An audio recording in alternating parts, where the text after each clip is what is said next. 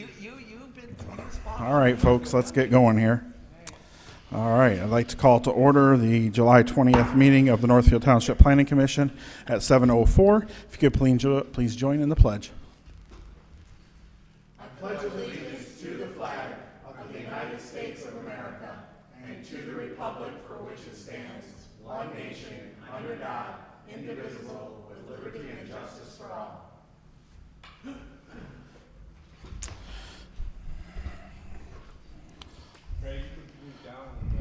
Well, his tag, you know, it's, all right.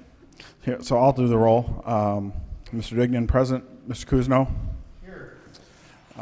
Mr. Iaquinto? Here.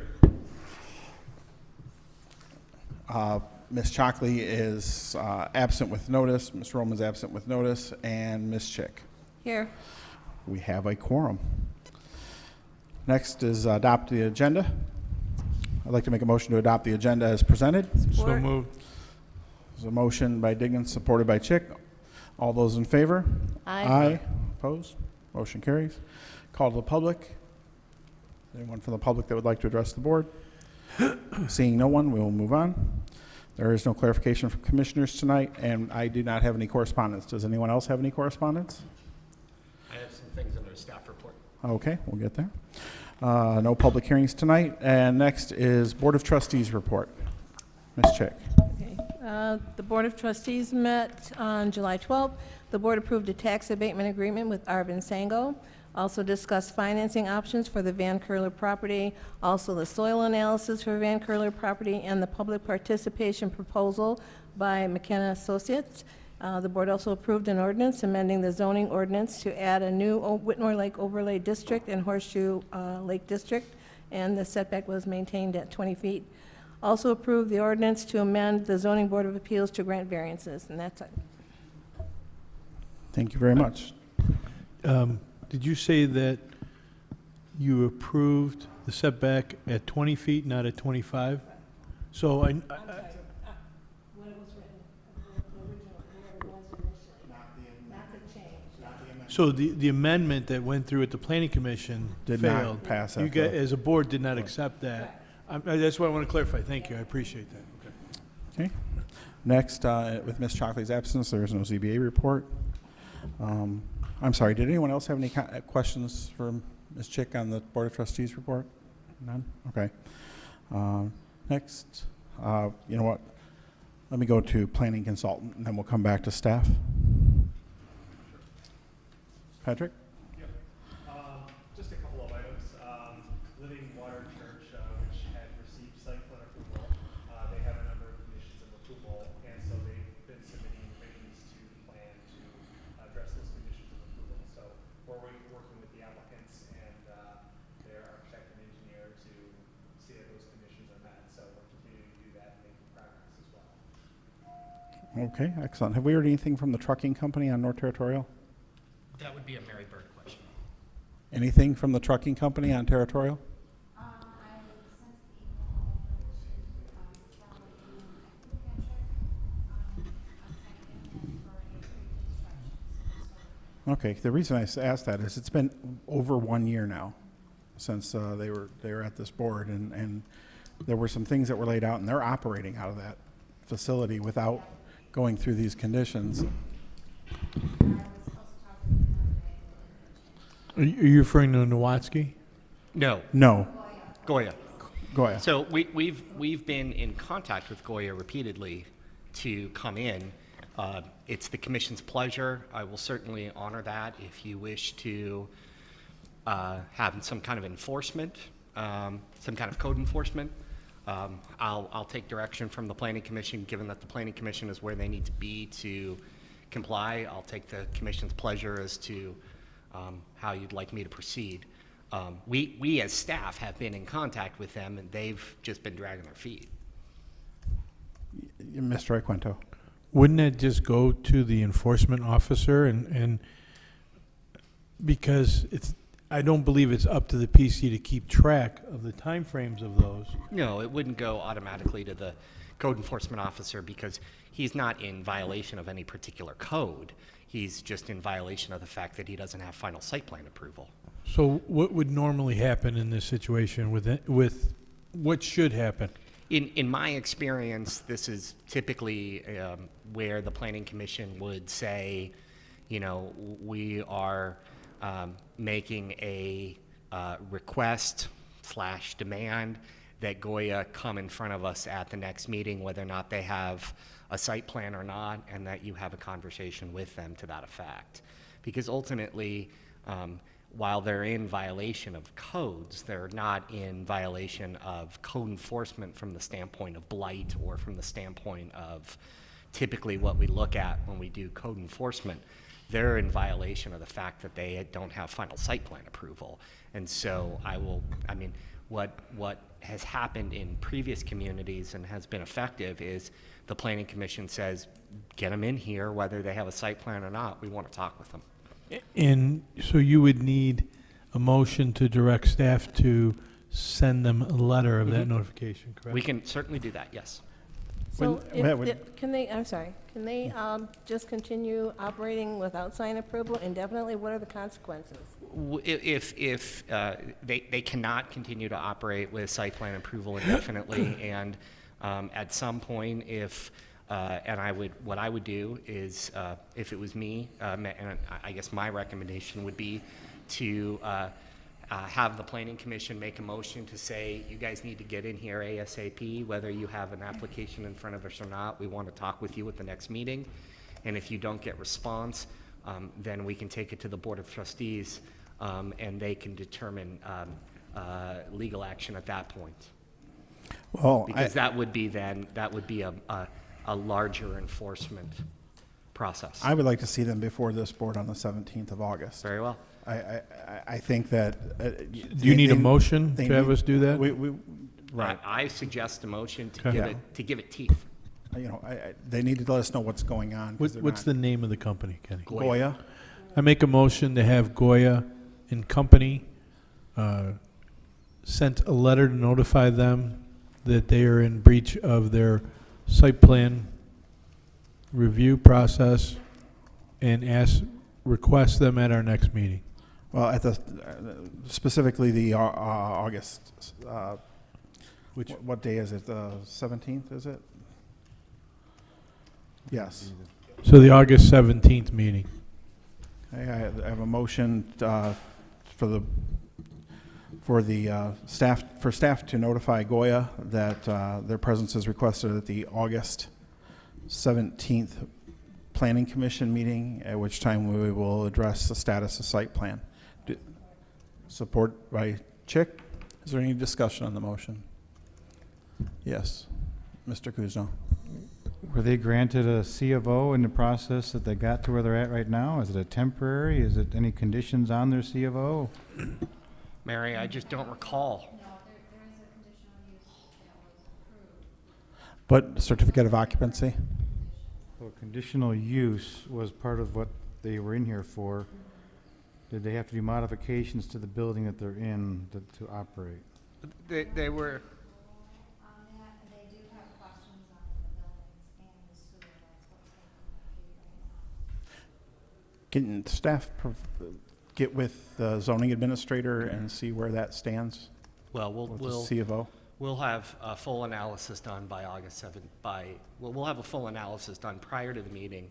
We'll email the chair with a BCC to the rest of the commission with what they're in violation of and what the details have been. I must admit, I just don't recall how they're locating there. I just don't recall that. I mean, Okay. we have a lot of people that come through. I just don't recall that process. All right. But we'll get those details. What I would say is if the other part of the motion is if they don't, in fact, show up on August 17th or provide correspondence to the staff and to the planning commission that you guys are recommending us taking action to the Board of Trustees. Well, I think, I don't want to go that far. I believe in, good faith that if they're requested to be here, they'll be here. Okay. If they're not here at that point in time, we'll address it at that Very well. time. But are there any other questions on the motion that's on the table? Hearing none, all those in favor? Aye. Opposed? Motion carries. All right. Anything else, Patrick, on the planning consultant report? Mr. Sloan? Just to follow up from the Board of Trustees report, the Board of Trustees did approve authorization for. I'm sorry. The Board of Trustees did approve Thank you. an agreement with McKenna to assist with the preparation of a master plan for Van Curler Park. So that's something that we'll be starting pretty soon, getting started with the analysis and rolling out public participation. So that will be something that we'll be working with the township in the very near future, and a project that we're all excited about doing. Excellent. Thank you very much, Mr. Sloan. And Mr. Fink, staff report? Just a few items. We're going to do some research internally, staff kind of research, going back with some previous zoning codes. Mary and I have received some requests in the office related to low-density residential. I think that there potentially might be an error in the ordinance. Lisa, if I may, would you read those two sections, please? This is under section 36-188, regulations of standards. The following regulations shall apply in all LR, low-density residential districts. 1, lot area. The minimum lot area in this district shall be 2 acres for single-family dwellings and accessory structures thereto, without application of the residential cluster options, without application of the residential cluster option regulations set forth in section 36-718. B, the minimum lot area shall be reduced to 1 acre for single-family dwellings located in areas which are not served by public sewers, and 33,000 square feet for single-family dwellings located in areas which are served by public sewers, for the purposes of determining allowable density with application of the residential cluster option regulations, which are set forth in section 36-718. The number of dwelling units permitted under the residential cluster option regulations shall be determined in the manner set forth in section 36-718E pertaining to density calculations. So my understanding of the low-density residential district was that it was 1 house per 2 acres, and if it was sewer, it went down to 1 house per acre. That code is indicating that it is, if it's on sewer, it goes to 1 house per 1 acre, and if it is, if it's on sewer with a cluster, it's 33,000 square feet, which is less than an acre. So my thought process was that wasn't my understanding of the LDR densities. And it wasn't my understanding of the LDR densities as it relates to the master plan as well, because the master plan indicates between 1 and 2 houses per acre. So I just thought I would seek some clarification before we went further. I thought I heard that differently. I thought you said 1 acre if you chose to go with the cluster option, and then 33,000 square feet if you chose to go, if you're on sewer and water. What it says is 1 house per 2 acres in general. Right. If you're on sewer, 1 house per acre. If you're if you do a cluster option, it's 1 house per acre. If you're on sewer, it's 1 house per 33,000 square feet. Right, that's what Yeah, I that's heard what it I say. read. Yeah. Is that correct? Is that what the densities are? Because I was always under the assumption of a different set of densities. No, but you all, I mean, clustering, and I mean, you do get density bonuses for doing certain clustering. But yeah, that is it. It's 1 house per 2 acres. If you cluster, it's 1 house per 1 acre. On If you're- sewer and if water, you're on well and septic. Yes, on well and septic. If you're on sewer, it's 33,000 square feet. Okay. That is what I remember it being. That's what I heard her just read. That's what I heard her read. Okay, if that's what you guys remember, then we'll go with that. It wasn't what I recalled. I guess the question is, if you're on sewer, if you have sewer and water, is it really LDR, and do we have any LDR in sewer and water district? Very little. And if we do, that's 3/4 of an acre, basically, 33,000 square feet. 33,000 square is, about Yeah. 3/4 of an acre. So, that seems kind of a larger lot for minimum size in a sewer and water district. It's just going off of experience. So, Yeah, I'm not making a judgment. I just Yeah. wanted to make sure that that was in fact correct. So if that's what you guys remember, we'll go with it. Okay. Anything else from staff? And then we'll move on to number 10, unfinished business. This is, we're going to have a discussion on the existing uses of the ES district and consideration of characteristics of use that should or should not be permitted in the revised ES district. And with that, I'm going to turn it over to Mr. Sloan to head Thank the you. discussion here. Thank you. At the last Planning Commission meeting on July 6th, the Planning Commission requested us to provide an inventory map of the current land uses along Main Street, generally between Horseshoe Lake and Whitmore Lake. And the purpose of the map was to compare some of the uses along the corridor and to also discuss the permitted and special land uses in the ES district. The ES district, it's a limited area along the corridor on the west side of Main Street, but we wanted to look at it in the context of all of the other land uses along Main Street. So that's what we've done on the map provided. The map has the aerial photo underneath overlaid with a semi-transparent zoning, and then labeled on each one is the use of each property. We did a windshield survey, also looking at Google Map for some of the ones that might be tucked back off the road, just for clarification, to try to get the best estimate of what's out there. You know, this may not be 100% correct. You know, there may be little smaller land uses or maybe labeled on different parcels, but for the most part, this is an inventory that's fairly accurate of the corridor between the two lakes. So with that, I guess, well, before I do that, the map does reveal that along this section of the corridor that there are an array of land uses, everything from single family to multifamily to office, retail, outdoor storage, commercial uses. There's just an array of land uses along this corridor.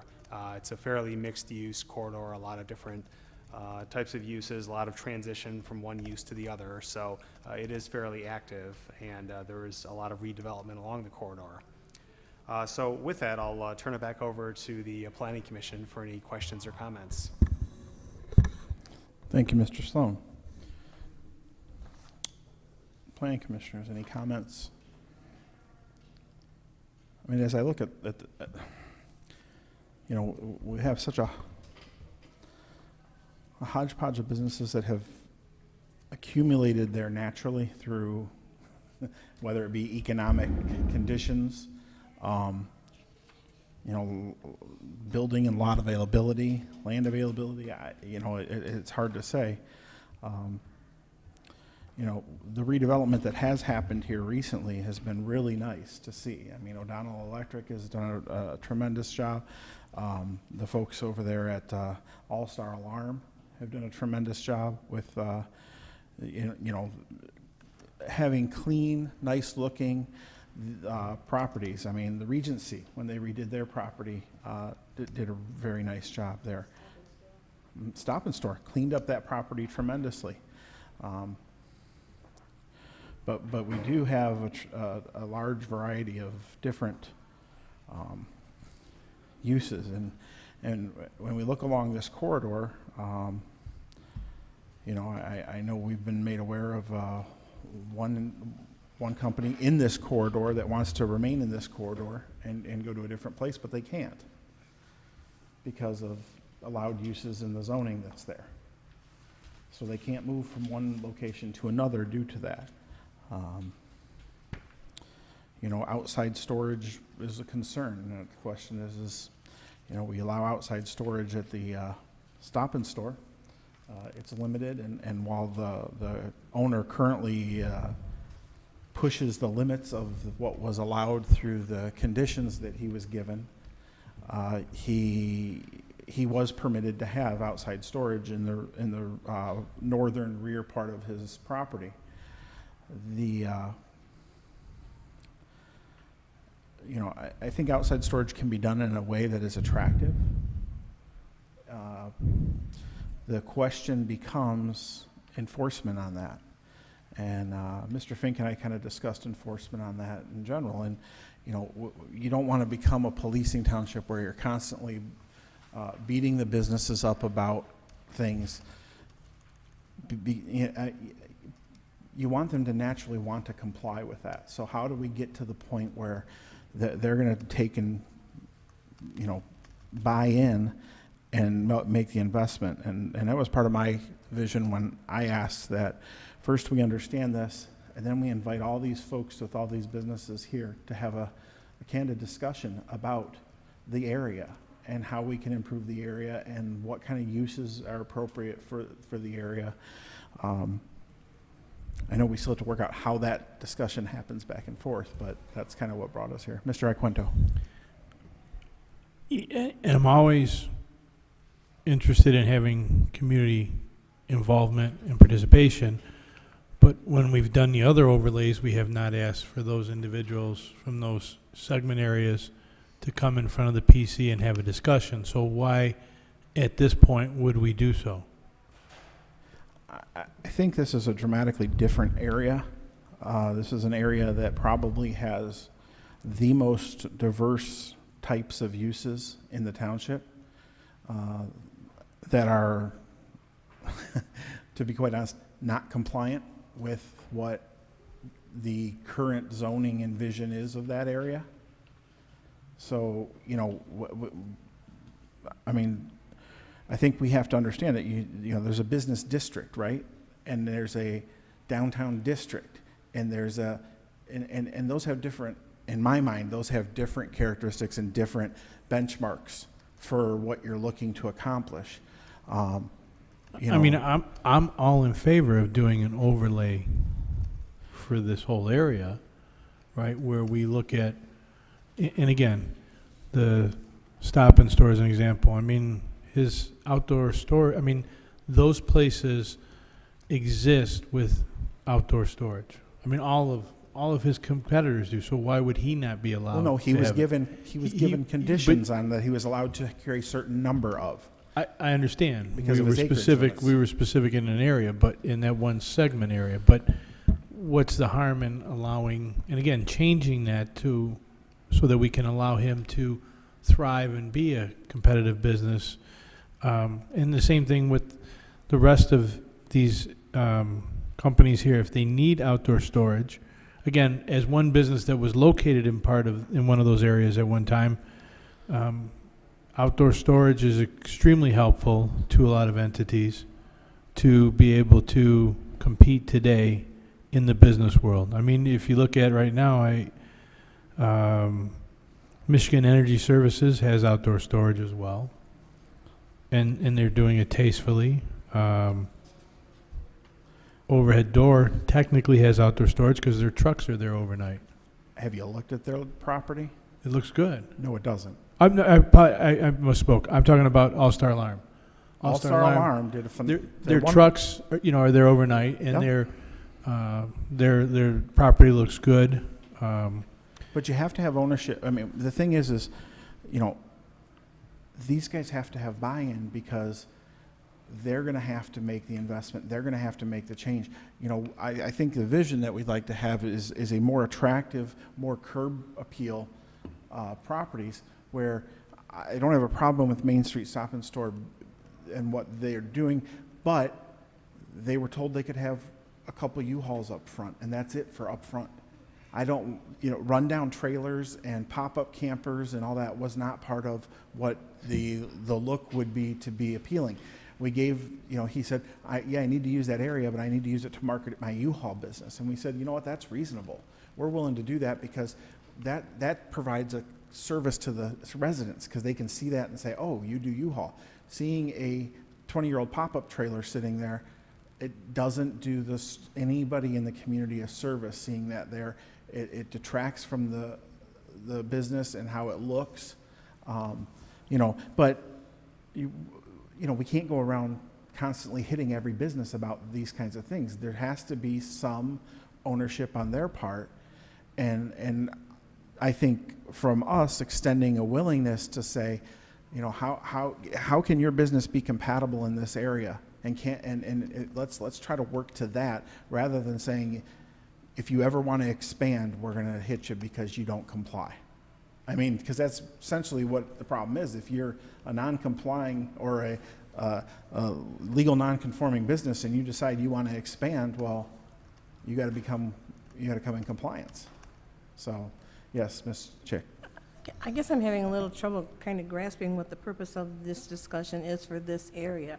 Are we looking to standardize or change the zoning for the entire area with standardizing the conditions of every business on there, that they have to comply with the same standards? Is it, I guess I need a focus here. Well, and I'll let Mr. Sloan take that. Thank you. Where this generated was some previous proposed amendments to the Enterprise Service District, and the proposed amendments included taking some of the existing permitted uses and making them special land uses. And that is the minor auto repair facilities and the contractor wholesale supply and garden supply, and making those as special land uses, and then including a lot of different uses as principal permitted uses. In the draft dated June 29th, some examples are offices as permitted uses, public buildings, primary and secondary schools. With the automotive repair and contractor uses proposed to be moved to the special land uses, it would require a public hearing and special use approval. But also, under the conditional use list, the contractor use is there, but also included with that is outdoor storage or display of products. So that's a proposed amendment, but it would be a special land use. So there would be a public hearing. It would require special conditions to meet criteria in the zoning ordinance, and it would also allow the Planning Commission to place conditions of approval on that storage in terms of location, screening, material stored, the height, things like that, in addition to the existing standards of the zoning ordinance. So I think where this may have started was when kind of the door was open to making the contractor supply yards or supply businesses special land uses, and including outdoor storage. It was emphasizing that it's a special land use and classifying it that way. And before taking that jump to saying, okay, let's have a public hearing on this, the Planning Commission wanted to have an analysis of what's going on there. Right. Mr. Fink, Yeah, you had something to add? Yeah, let me take a step back for a second and help out here. So this conversation originated primarily from two perspectives. One is during the goal-setting session, there was a conversation about how do we look at our zoning districts and our regulations and our codes to be more business-friendly, all right? And so that was the impetus, or one of the impetuses for this analysis. The second, more direct impetus for this analysis, and it may have actually happened prior, is that we have an existing business. I'm not going to speak names, but we have an existing business that is actually in this district that is in a location where he would like to expand, would like to move, and actually be in a more suitable location for his business. This district, the code, the text of the code doesn't allow for it.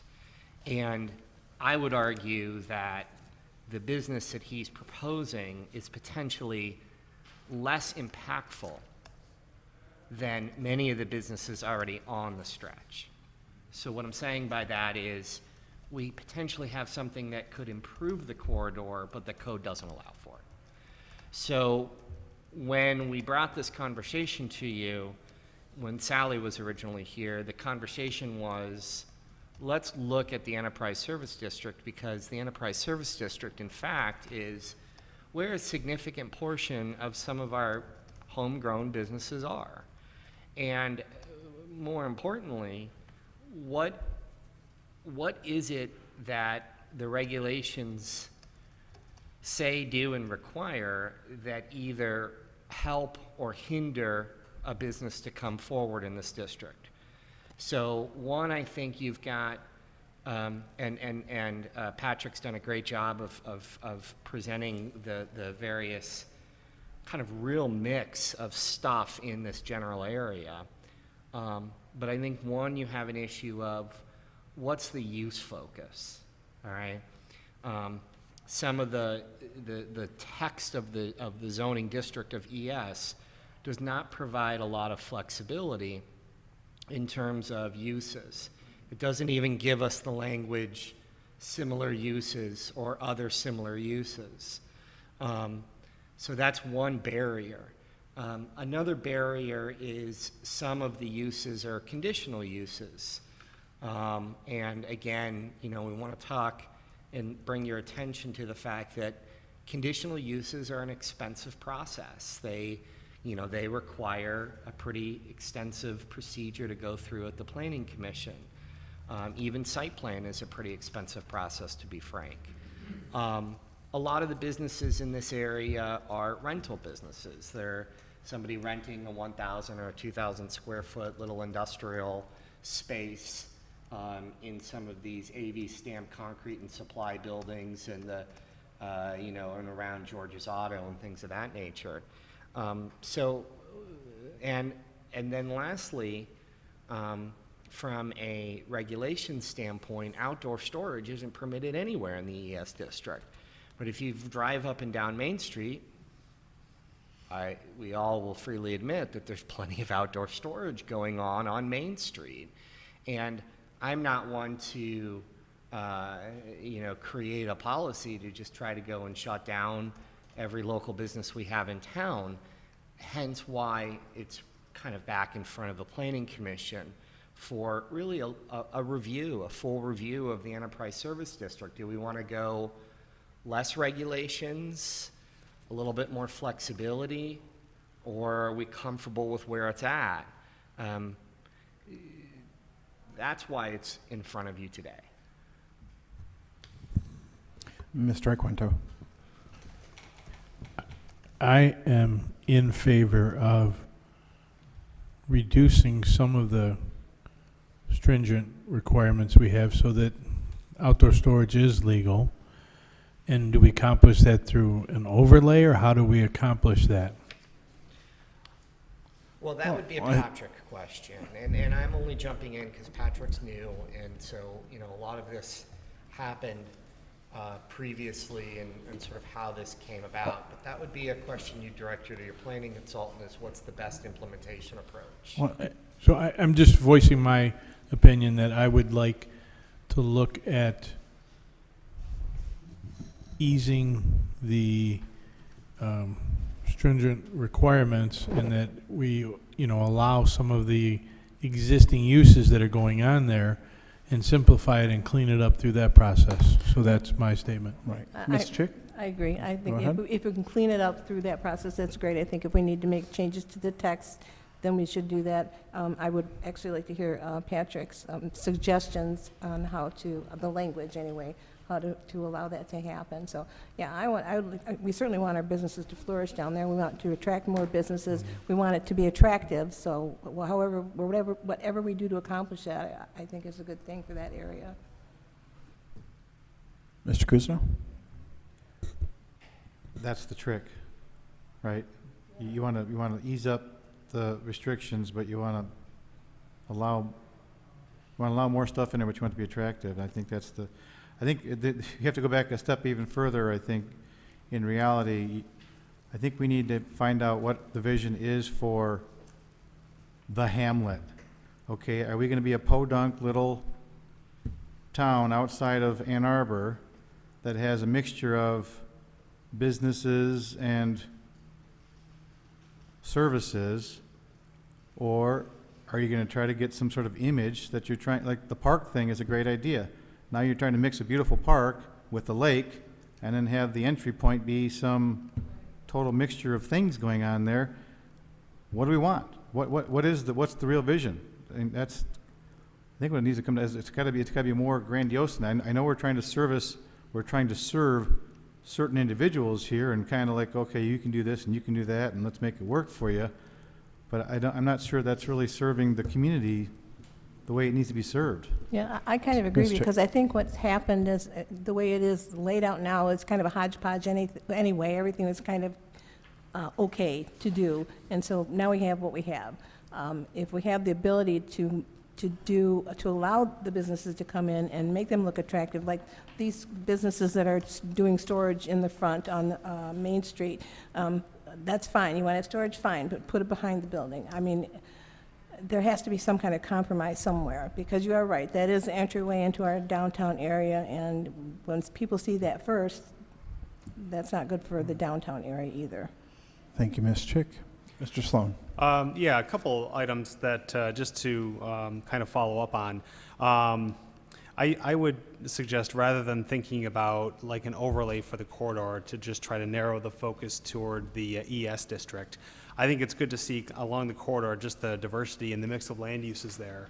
But I think what the issue that we're dealing with is outdoor storage that's unique to the ES district. The ES district is relatively small. It consists of about 12 different businesses, and it's got a couple of natural bookends. On the north is Whitmore Lake Middle School, which is in a residential district, and to the south is a suburban maintenance and a motel, which are in the general commercial. So in between those, you've got about 12 businesses in the ES district, some of which have outdoor storage, others that don't, but under the right circumstances may be compatible with their neighbors having outdoor storage.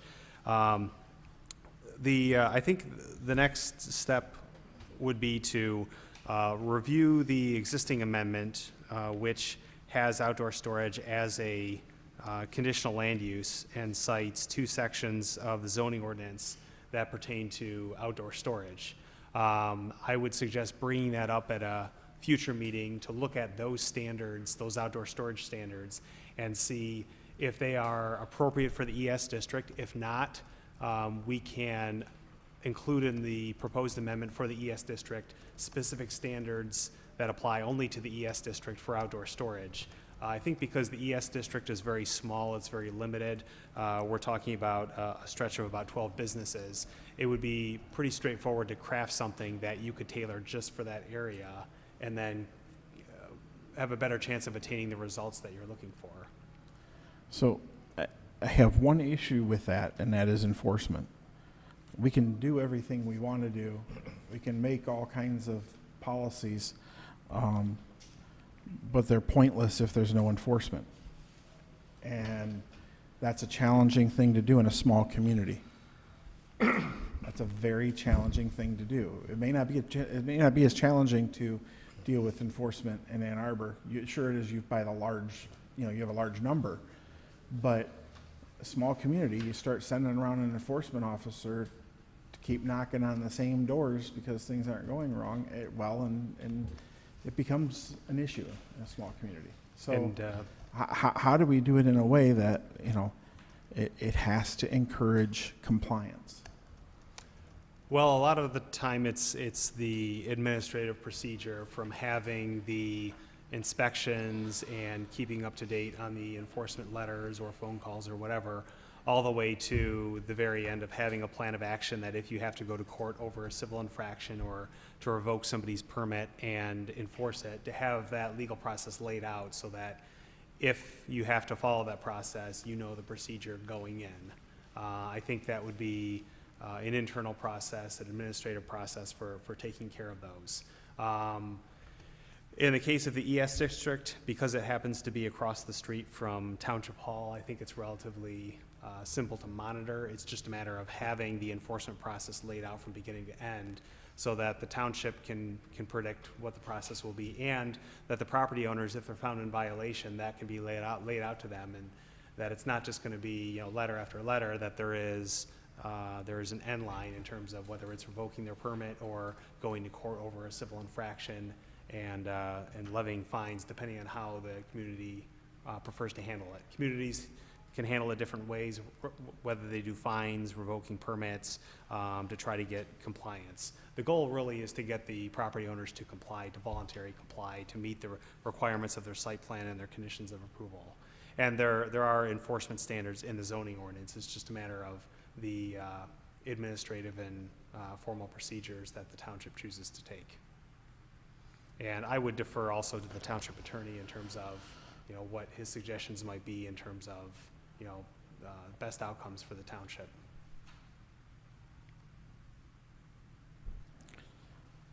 So I guess from what we would then need to do then is,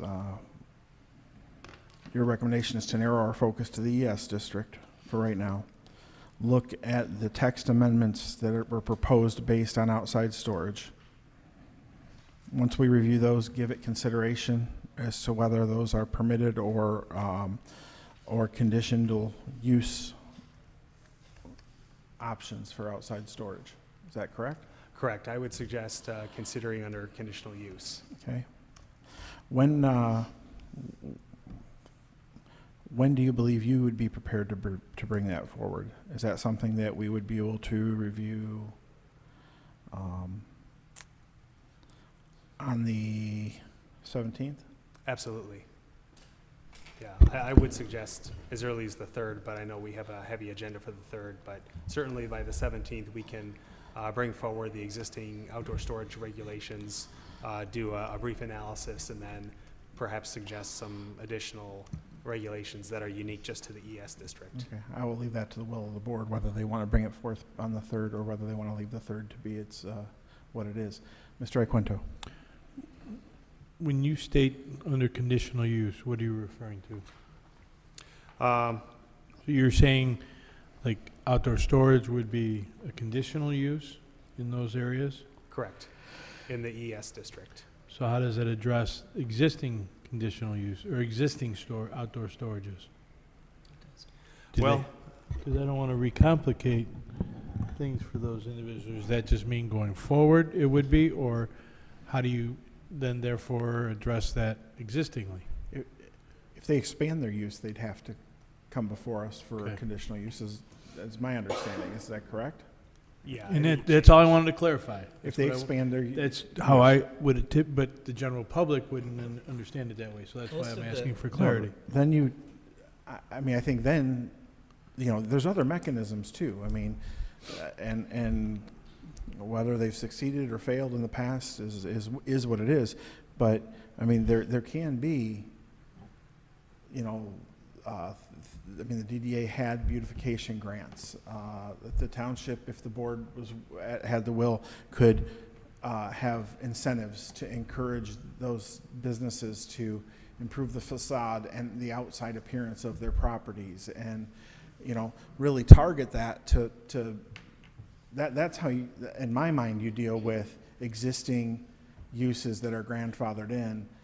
I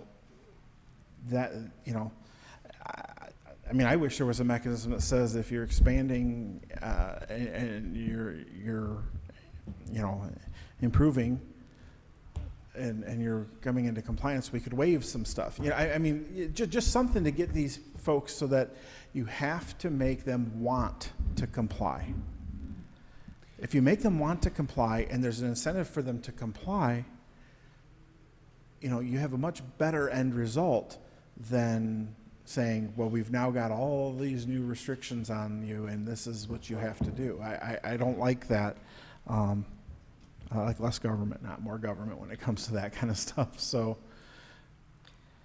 I would, Mr. Fink? again, first of all, I would recommend that you start with the uses. Okay, the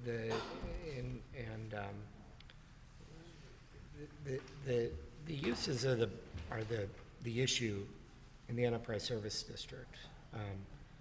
In terms of an existing applicant that we have that's we're not able to process. And I understand Brad's point about having an applicant come in and doesn't meet the text amendment, but in this particular case, Brad, it doesn't make a lot of sense. Maybe you should share some information that you got, Howard. We don't know what you're talking about. Well, okay, so we have an existing landscaping business. Mystery game for us. We're supposed to guess what's going on. There's some guy sitting in the audience out there who tells us what he is and what he doesn't. Well, he was in the audience the previous meeting. It's an existing landscaping. I mentioned it at the last meeting. It's an existing All I landscape. heard was there's a gentleman in the audience that wants to have something that he can't do right now. That's all I heard. I mentioned at the last meeting, Okay. it's an existing landscaping business, or at the meeting before that, I believe. It's an existing landscaping business. It's a longstanding landscaping business in Northfield Township. They want to locate in the old pools building, and the uses don't allow it. And the uses in the Enterprise Services District, if you look at the list of conditional and permitted uses in the Enterprise Service District, it's very much all over the map. Yeah, I'm looking at that right now, actually. It's interesting So, to note that all of the permitted uses in that district, we pretty much have 0 of those currently in that. Correct. And then a lot of the ones that are under conditional uses, we do have some of those. Correct. So it does seem strange. That's why I'm not trying to be combative, Brad. Yeah, I'm but not either. Trying I'm to just say, trying to figure out what's going on. Well, but I've been, and let me be more direct. I've been for the last 3 meetings trying to say that the commission needs to drive the Enterprise Service District and needs to review the actual text and uses that are allowed in the district and look at how that relates to what exists today and what you want it to be in the future. We don't have any flexibility in the Enterprise Services District with respect to both permitted and conditional uses. And that particular district, that particular use, as a relatively low intensity, or could be a low intensity landscape use, can certainly not have more or less intensity than a auto repair shop that is an existing use in the district, or various light industrial uses that are existing uses in the district that are permitted. In the district as a whole, I think Patrick is absolutely spot on in that the regulations regarding outdoor storage need to be looked at, because that's also an issue. With respect to enforcement, we will enforce the wishes of the Planning Commission, but up until today, we haven't had a conversation or a dialogue about what the regulations are in the Enterprise Service District and how they are, and what exists in the businesses. So once we come to an agreement or a coalescing of what the district is and what you want it to be, both today and in the future, and how much you want to push the envelope, we will enforce it. We have a pretty stringent enforcement process in the township. But right now, I don't feel like it's ethical for me to go write a ticket to literally every single business in the Enterprise Service District for outdoor storage, because everybody's going to say to me, well, I don't we've get always it. done. How can I not have outdoor storage if I'm fixing cars? Where would you like me to put the cars? So again, I need you guys to take a look at the text and then, read the text and drive the district and get a sense of what you want it to be, and then we can come back and have this dialogue. Well, Yes, that Ms. makes it Chick? much more clear to me what the purpose of this discussion was. And I think to follow up on that point is previously we had discussed, well, if we put in regulations in the district and somebody doesn't comply, then they're out of luck. I think that raises a couple of points. The first is that right now outdoor storage isn't permitted at all, so right now they're in a really bad spot. But second of all, if we're opening up consideration of outdoor storage, we would not only look at a prospective land use, we would look at some of the existing land uses and try to find something that's reasonable for the district that can satisfy both the township and the business owner. I don't know, ultimately what that will yield, but I think that it's worth it to try. And then finally, in one of the sections that has to comply with outdoor storage, it's section 36-701. And in this section, they have some regulations that pertain to recreation, conservation, others that pertain to ag, residential, office, and commercial districts, and others that apply just to industrial districts. So within that section itself, there's special regulations for each district. So I think that there would be a good place should outdoor storage regulations be adopted for ES, where a new subsection could be put in section 36-701 that pertains just to ES. That's exactly what the township would want. That section would replace RO if residential office is still in there. Because residential office doesn't exist anymore. It just says office or commercial district. It Oh, doesn't name okay. it by All right. the I title. didn't know if it said residential office. So would you be in a position and prepared to then bring forth to us a recommendation based on what you had just said of evaluating that district and providing for us some avenues that we could go down in implementing a new set of permitted, conditional, and outside storage regulations for that area? Absolutely. Okay. I think at the very least, we can come up with, a little bit more analysis and some options to consider in terms of, impact and different techniques that can be used. Okay, so my question to my board members is this, if that can be back here for the 3rd, do we want it on the agenda for the 3rd or the 17th? The 3rd, we're going to be addressing Biltmore. That is the only thing currently on the agenda for the 3rd. Is there a concern about this coming back on the 3rd? It won't get the proper time it needs, I don't think. Right. That's what I was going to suggest, wait till the following meeting after that. Can I read a section from this? Please. This district here? Mr. Says, Kuzma? this district is intended for uses which may have a functional and/or economic relationship to commercial and industrial zoning districts, but not clearly definable as either. Common points of ingress and egress between adjacent parcels are encouraged. I mean, commercial and industrial, and you got single-family residential across the street, for the most part, right? Or you got, I guess that's multiple family, and then you got single-family down there. It is a weird world. I mean, you got highway on one side. I mean, there's a lot of things going on there. And I understand there's current businesses that are doing their business, and they're happy doing their business. And I do business with Michigan Energy Services myself, so I don't want to shut those guys down, you know.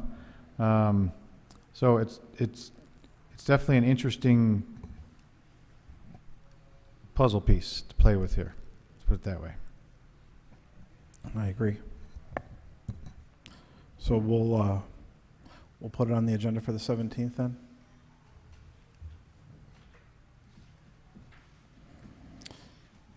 Any more discussion on ES? Seeing none, we're going to move on the agenda to new business, which we have none. And the next item is the minutes from the July 6th, 2016 regular meeting. Does anyone have any comments or questions on the minutes? If none, I'll make a motion to approve the minutes as presented. So moved. Motion by Dignan, supported by Iquento. Any discussion? All those in favor? Aye. Aye. Opposed? Motion carries. Next is final call to the public. If anyone from the public would like to address the board, please step to the microphone and state your name and address for the record. Seeing no one from the public that would like to address the board, we'll move on. Commissioner comments. Mr. Kuzno, anything? Nothing tonight, thank you. All right, thank you. Mr. Iquento? Nothing, thank you. Ms. Chick?